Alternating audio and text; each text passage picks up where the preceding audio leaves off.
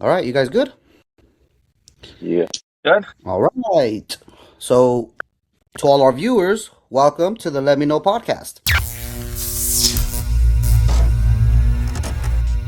Today, we're filming a little differently as my boys are out there in California. I'm out here in Dallas, Texas, taking care of some family affairs. I'm not too sure how long I'll be out here, so the first few videos going into the World Cup will probably be filmed like this, but it's no problem because as soon as I get back, we'll go back to filming the way we've been doing with the nice little view behind us. On real quick, I got my boy Salomon, What's up, guys? and then I got my boy. Juanito. Yeah. This guy's working right now, gonna clock out in a little bit, so we'll try to run through this pretty quickly. But all right, so the things we want to talk about today, because we haven't been able to do this, I do want to recap a little bit on like this tune-up that Mexico just had, the game versus Ghana, Australia, and then Serbia. So to start off, just to remind everybody, in case you don't remember, Mexico played against Ghana on the 22nd of May. They beat them 2-0. And then they played Australia on the 30th. They beat them 1-0. That's the video that we have up. My boy Juanito and Salomon were there recording, interviewing people, asking for their predictions and such. It's a pretty cool video. I'll go ahead and put the link down below so you guys can watch it. And then this last game that they played on the 4th was against Serbia, where they beat them 5-1. So before we get into the specific games, Salomon, tell me really briefly just what you thought about the overall window, this tune-up that they had before going into the World Cup. Tell me your overall thoughts. Overall, really, really good result. They didn't get scored on a lot. They only got scored on 2 goals. They scored what? 8, 9? Eight, Nine. 9? 8 goals. Oh, eight. Eight. Yeah. 8 goals. And they got scored on once So- against Serbia on a stupid goal. So yeah. Yeah. Yeah. Defensively, they're looking good. And I think these 3 games helped them a lot to build that momentum coming into the World Cup. So yeah, really, really good. Really good, I would say. What about you, Papino? What do you think? Yeah, bro. I agree exactly with everything Salomon just said, bro. But I feel like I don't remember a World Cup feeling this safe in recent times because we've always kind of, I don't know, like we dragged our feet towards the World Cup, and now Yeah. we're looking pretty sharp. Like the players look sharp. Offense could use a little help. Serbia scored 2 goals on themselves, really, but Yeah. Yeah. they look good, bro. Defensively, really good. Just one little detail with Jorge Sanchez. I think maybe it's gonna be Israel Reyes. Or no, if I'm Aguirre, it's Reyes. Has to be. But overall, the team looks ready. I did not expect them to look this good. But I feel like there's another level that they have to get to if they want to advance into like the further stages. If they want to be at the like top level teams, those first 6-8 teams that are Yeah. candidates.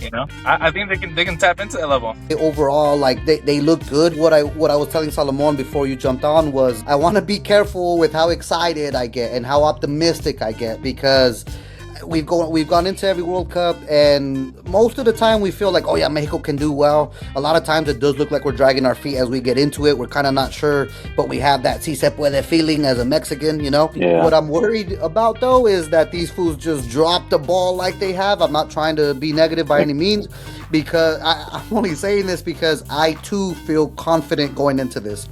I also feel like much differently than I did 6 months ago when we started this podcast and all the stuff that we were saying at that point. Like I feel way better about it now.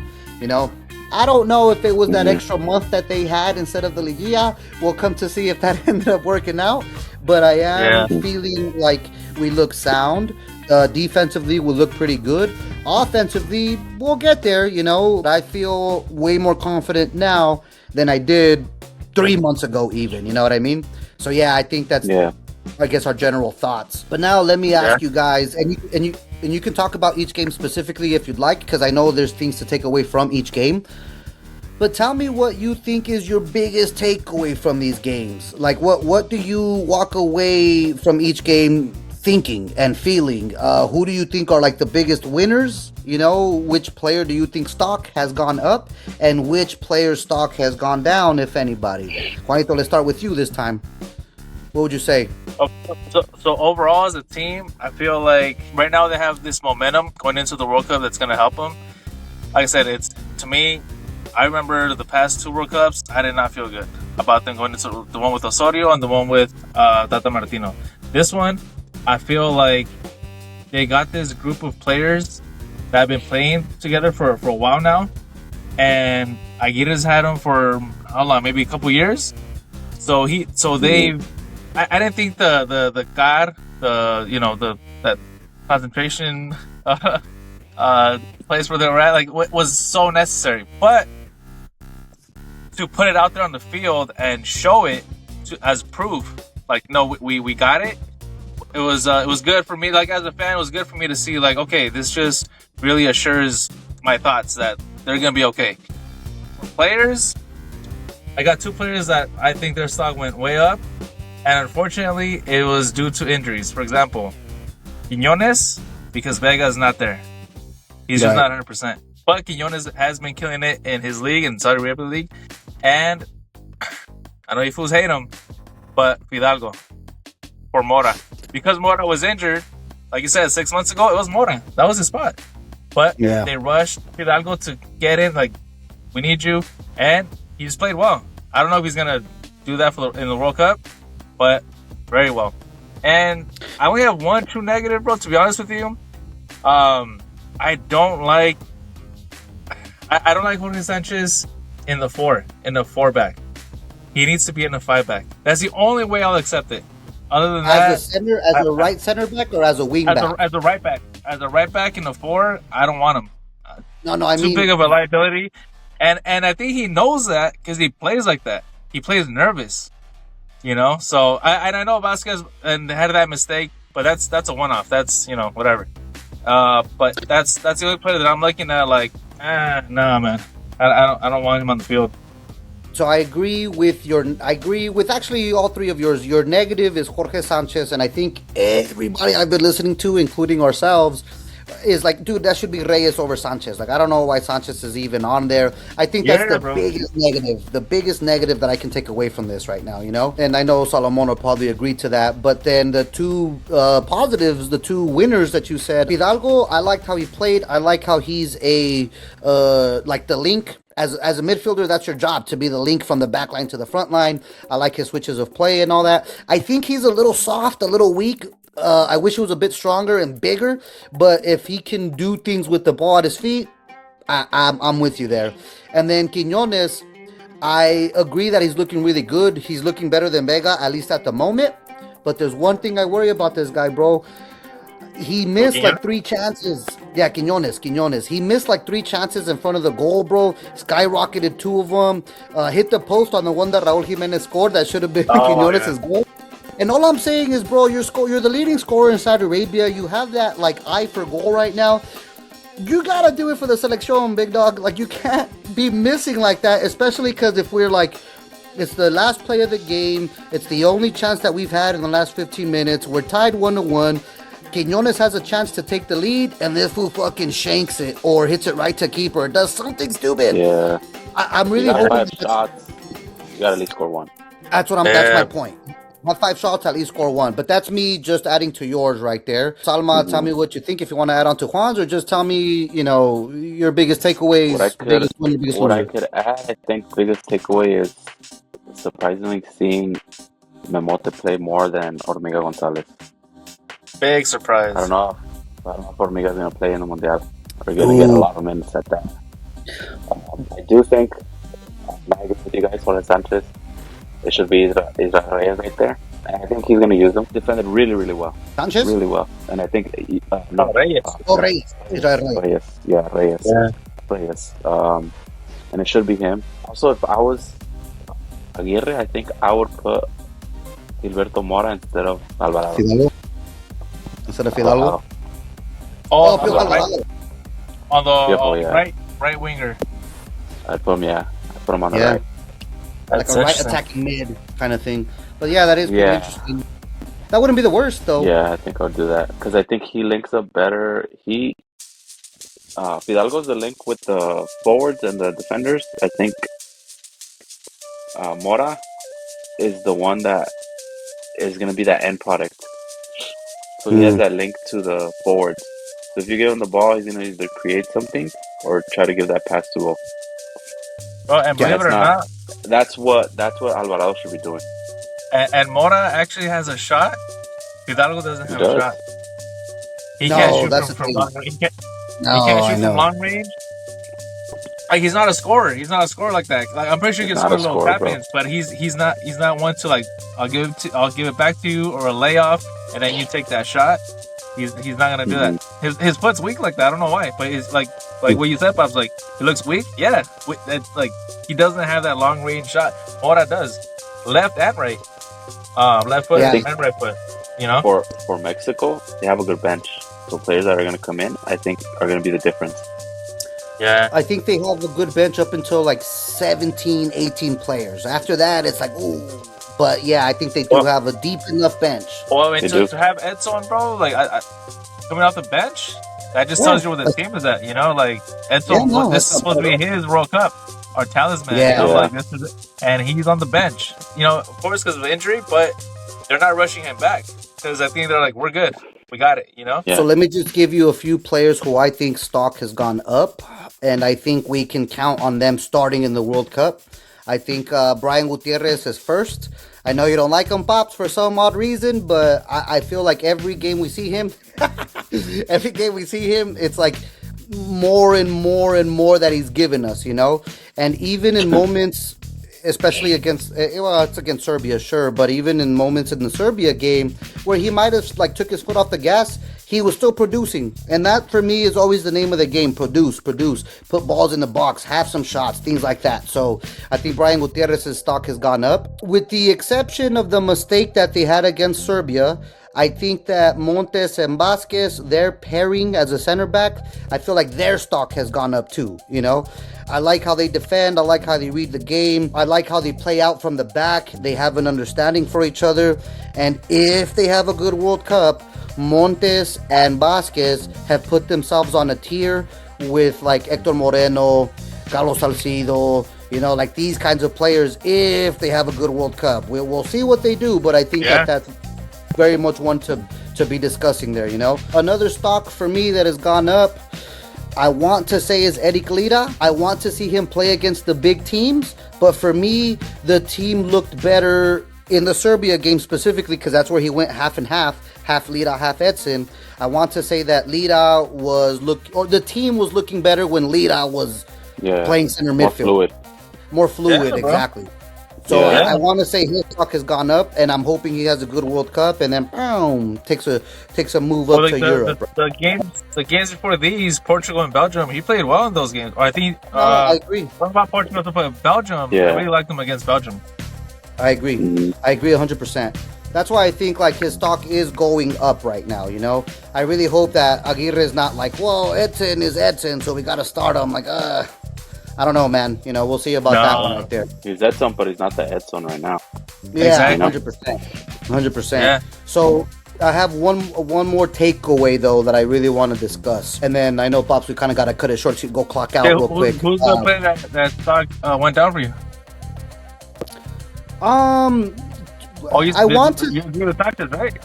Yeah, Jorge Sanchez to me is like the one that everybody's like, man. The mistake that was made when Serbia scored on Mexico, I want to put more on Gallardo than on Vasquez. There's a 50-50 ball, right? Like you're coming at me and I'm going to the ball. I don't want to swing as hard as I can and try to hit that ball through you right there. It's just going to bounce back, you know? And I feel like Gallardo should have seen that, you know? I feel like Vasquez slid. Gallardo, it looked like he noticed that. He had the player in front of him. I just feel like he could have poked the ball in any other direction other than, boom, let me just try to go through the striker. But I wouldn't say that his stock has gone down. I agree. Like, I wish it wasn't him as a left back, but as of right now, he's the most battle-tested, the most proven. He's got 2 World Cups under his belt. He's got like 70, 80 games under his belt. Like, it's got to be him, you know? So Yeah, I wouldn't for say sure. his stock went down, but that's still another guy where I was like, you know? But what I was about to say about a takeaway might actually add to that. I saw this in the Australia game. We cannot have Jorge Sanchez, Edson Alvarez, Luis Romo, Luis Chavez right now, who's still barely coming back, Orbelin Pineda, and there's one more guy. I don't remember who it was, but let's just say these 5 guys. We cannot have these players on at the same time. We just can't. Hell no. Like, if you want to try to have 2 of these players on at the same time, fine, we could get away with that. Orbelin and Romo, or Edson and Chavez, like just maybe. But to have all of these guys, no, because you need guys like Brian Gutierrez, like Fidalgo, like Quiñones, guys that are like, fuck, I gotta prove myself right now. Instead of guys who are like, well, I've been here before, this is my spot, I belong here. Like, nah, dude, like you haven't shown anything. Do you get what I'm saying? Luis Chavez did surprise me a little bit going in the Serbia game, because just as he scored that fucking golazo, I was saying like, dude, all he had was a left foot, and I don't even think he has that. And then boom, he hits that riflazo, and I was like, oh, there you are, Luis Chavez. Like we could make use of you, but to start him, I'm not on board with that right now. Because he's barely coming back, dude. Coming off the bench, I think we can use him. Free kicks, corners, centrals, shots. Let's get that. But I don't think he should start. So one of my takeaways is don't start all of these guys at the same time, especially those who haven't really been in rhythm like that. You know what I mean? Like that's one of my takeaways too. So he's gonna score another free kick in the World Cup. I'd be okay with that. I'd be so okay. I'd be so okay with that. You know how many times I've seen that golazo that he scored? Bro. Such a golazo. I sometimes see like on videos of like top goals of like World Cups, and when it comes to that World Cup, that's one of them. And I'm like, hell yeah, bro. And it just looks so like I don't want to say it this way, but it looks so like Europeanish, bro. Like Premier League, like La Liga. Like you see these type of goals out there, and you're like, this is Mexico, bro. Like they got the goal that he scored against Serbia. He had one shot before that. And you're like, okay, he got it. Got it. He's got it, bro. It looks 100%. Smooth. That lefty looks smooth, bro. I don't know for a full game, but I mean, he's coming back. He's another guy that's like coming 30 back, minutes. From injury. 30 minutes. Exactly. Yeah, 30 minutes. Exactly. Yeah, 30 minutes. Perfect. 30 minutes. 20 to 30. Yeah. I think that'd be good. 20 to 30. I think it'll be good. But you need an outside shot threat because. Yeah. I mean, if that doesn't give you that. No, I know. Lira doesn't exactly have a shot. Brian Gutierrez kind of does. Exactly. Quiñones kind of does. You know, but we don't really have that like that. That threat. Like, oh shit, they could shoot from the outside and score on us. You know, like that's a tough one. But before we cut it, I do want to mention something about what Salomon said right now, because I've been thinking about just that. This fool said he doesn't think Ormega's gonna play in the Mundial. And I have to agree with that, dude. I was very surprised that Memote came in for Raul Jimenez, and I was like, I think that's his choice. I think that's what he's gonna do. But I figure the only way that both Ormega and Santi Jimenez get playtime is if Javier Aguirre chooses to go to a two-man striker system. You know, two strikers. Now we could get Santi in. Now we could get Ormega in. Maybe together. Maybe Santi and Raul. Maybe Santi and Memote. Maybe Ormega and Raul. Just whatever mixture of two you want to get, you can do.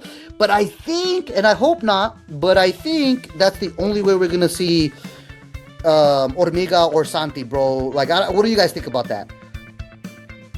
Nah, that's a good one that's my made, bro. Because I'm a little worried that he is now possibly the fourth forward in the rankings. You know, like Memote was out of it. He wasn't even in the other list that we're making. You know, like I don't think any of us had Memote.